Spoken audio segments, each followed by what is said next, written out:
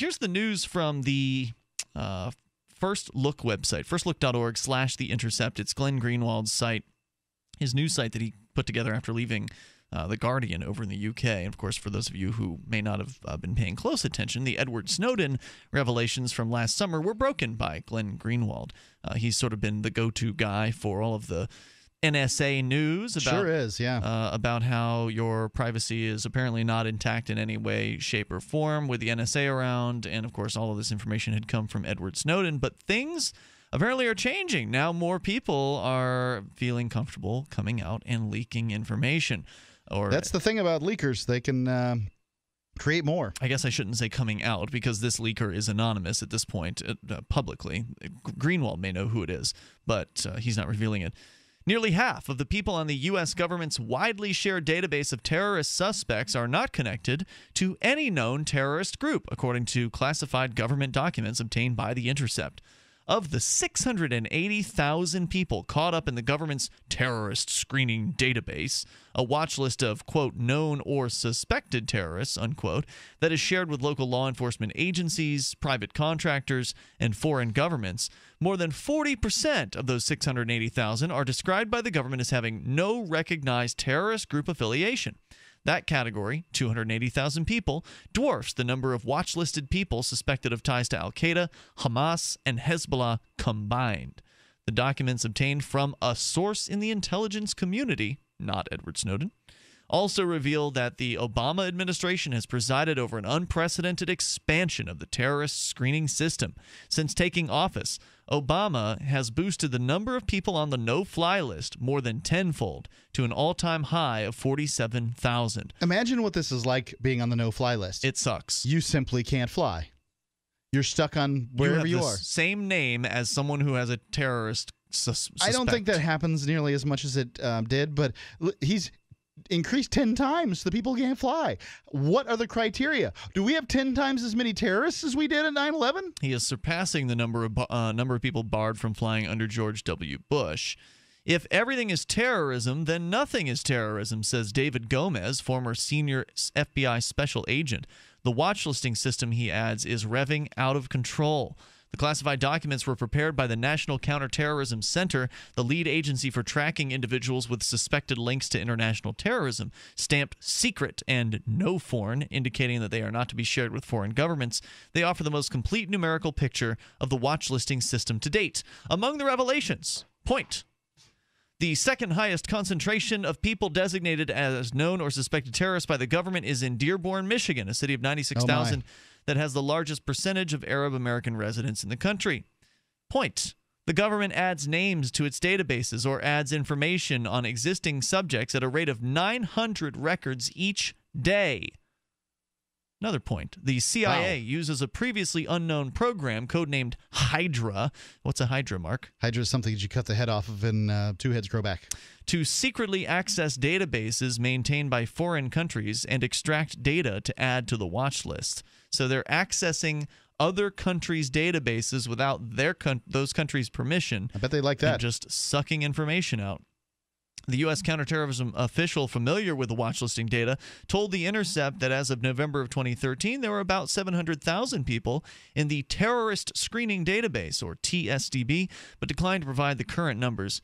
Last month, the Associated Press, citing federal court filings by government lawyers, reported there have been 1.5 million names added to the watch list over the past 5 years. The government official told The Intercept that was a misinterpretation of the data, saying the list has grown somewhat since that time, but it's nowhere near the 1.5 million figure that is being reported by the news. He added the statistics cited by the AP do not just include nominations of individuals, but also bits of intelligence or biographical information obtained on watch-listed persons. When U.S. officials refer to the watch list, they typically mean the terrorist screening database, an unclassified pool of information shared across the intelligence community and military, as well as local law enforcement, foreign governments, and private contractors. According to the government's watch listing guidelines published by The Intercept last month, officials don't need concrete facts or irrefutable evidence to secretly place someone on the list. Only a vague and elastic standard of reasonable suspicion. You need some fact basis to say a guy's a terrorist that you know is to a probable cause standard that he's a terrorist, says Gomez, a former FBI agent. Then I say build as big file as you can on him. But if you just suspect that somebody is a terrorist, not so much.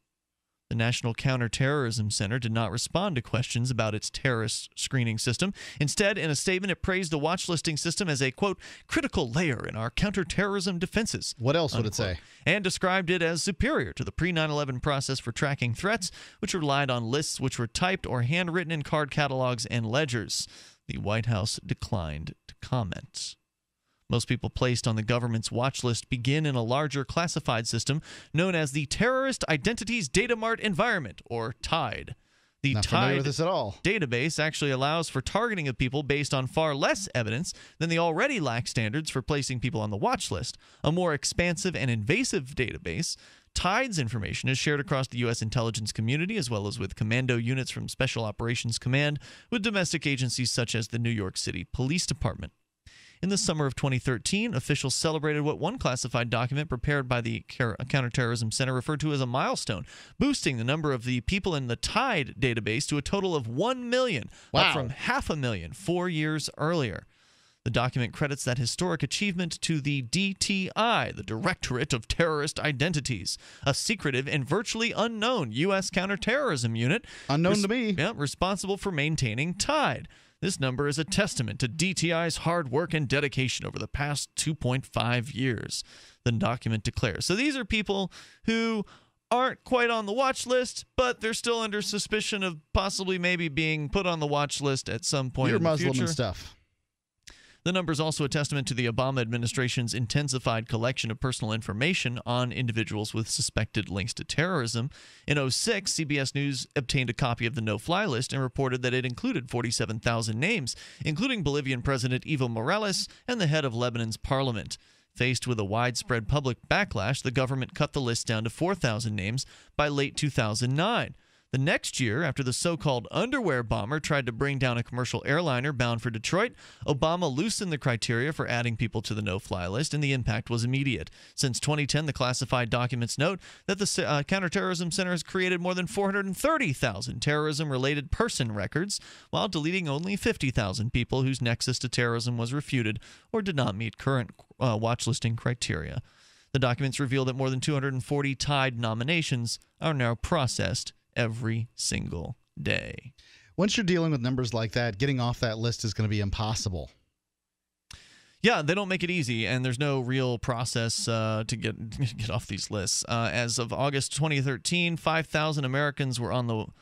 Let's see here. This is tied by an August 2013 slide from the Counterterrorism Center called Tied by the Numbers lays out the scope of the watch listing system. 680,000 people have been watch listed. 320,000 are monitored in the larger TIDE database.